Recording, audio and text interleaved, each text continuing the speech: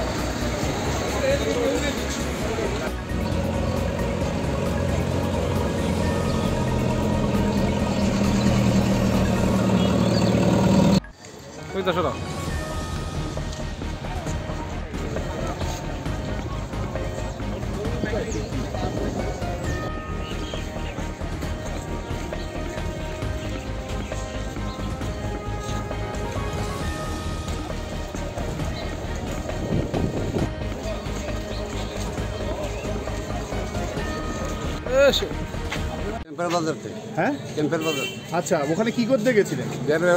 হ্যাঁ, আচ্ছা, তো কতদিন আগে গেছিলেন আপনারা? 18 দিন আগে। তো আজকে ফেরত যাচ্ছেন। কোথায় থাকেন বাংলাদেশের? আচ্ছা, ঠিক আছে। কতজন আছেন আপনারা? আচ্ছা, ঠিক আছে। এখানে কি ঘুরতে এসেছিলেন? বেড়াবার লিগা। আচ্ছা, ঠিক আছে, ধন্যবাদ। से लॉन्ग मार्च आने वाले थे आगरतला बैकअप, तो इसके लिए हमारे तरफ से किस तरह का प्रिपरेशन लिया हुआ इसके बारे में? हाँ, हमारा तरफ से ऑलरेडी हम लोग पिछले एक हफ्ते से ऑलरेडी एक एडिशनल पुलिस पिकेट भी दे दिया है इधर।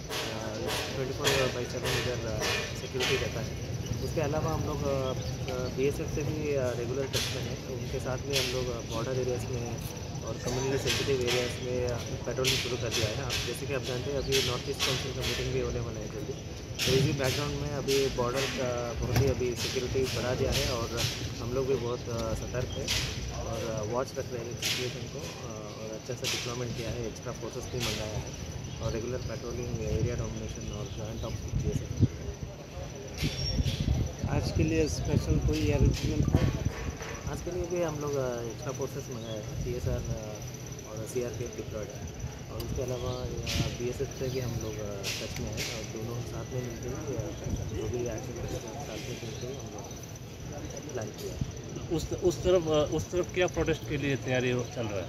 उस तरफ ऐसे हमारा सीक्रेट इन्फॉर्मेशन है, हमारे भी वेरीफाइड नहीं है, इसलिए समझ नहीं। আমরা শুনতে পাইছি যে বাংলাদেশের একটা রাজনৈতিক দল বিএনপি, তারা নাকি ভারত চলো অভিযান করে আখাউড়া পর্যন্ত আইসা তারা ভারতবর্ষের দিকে অগ্রসর হইতেছে। আমরা তো সকাল থেকে দাঁড়াই দিচ্ছি তারার অপেক্ষায়। আমরার ফৌজিরা তো পরের কথা, আগে আমরারে পার করে তারপরে না তারা আমরার ফৌজিরার কাছে যাইতো। আমরা দেখুন তারার ভিতরে কতটা দম আছে, লেগে আমরা দাঁড়াইছি। বাংলাদেশ থেকে আমরা দাঁড়াইছি, মিষ্টি খাওয়াই দেবো। सरफरोशी की तमन्ना अब हमारे दिल में है, देखना है जोर कितना बाजुए कातिल में है। আমরা ভারতবর্ষের মিষ্টি বলে খুব খাইতে স্বাদ, তারা আজ্ঞায় আইব, আমরা মিষ্টি লইয়া দাঁড়িয়েছি, তারা মিষ্টি মুখ করা মুখ। তার অভিপ্রায় কি? তার অভিপ্রায় তার কাছে, কিন্তু আমরা অন্য আন্তরিকতার সহিত তারা লেগে অপেক্ষা করতেছে। মিষ্টি নিয়ে দাঁড়াইছি, আছে ভালো আছে, দেখলাম এখন মানে এই টাইমের মধ্যে ভালোই আছে। আপনার বাড়ি কোথায়? বাড়ি কলকাতা। কলকাতা? কলকাতা থেকে এদিক দিয়ে এসছেন আপনি? হ্যাঁ, একটা করে বাংলাদেশে ছিলেন আপনি? হ্যাঁ, ছিলাম। কিরকম থেকে এসছেন পরিস্থিতি? এমনি বাংলাদেশে এখন বর্তমান ভালো, একটু ঠান্ডা আছে। এই হিন্দুদের উপর যে অত্যাচার হচ্ছে সেরকম কিছু। আর আজকে যে ওরা ত্রিপুরা আসবে ডাক দিয়েছে, কিরকম অবস্থা, জমায়েত কিরকম হয়েছে? লোকজন এখন হয়নি, বলো 3টার সময় জমাত, বেশি লোকজন নেই। ওইখানকার মানে পুলিশ ব্যবস্থা কিরকম রয়েছে? হ্যাঁ, এই বিডিআর আছে আর কিছু পুলিশ আছে। আপনি যখন আসছিলেন কিছু কেউ মন্তব্য করেছে কি আপনাকে? না না, এমনি কোনো কেউ মন্তব্য করে না। ভারত বিরোধী ওরা কি কোনো রকম স্লোগান দিচ্ছে? না না, এমনি দেয়নি।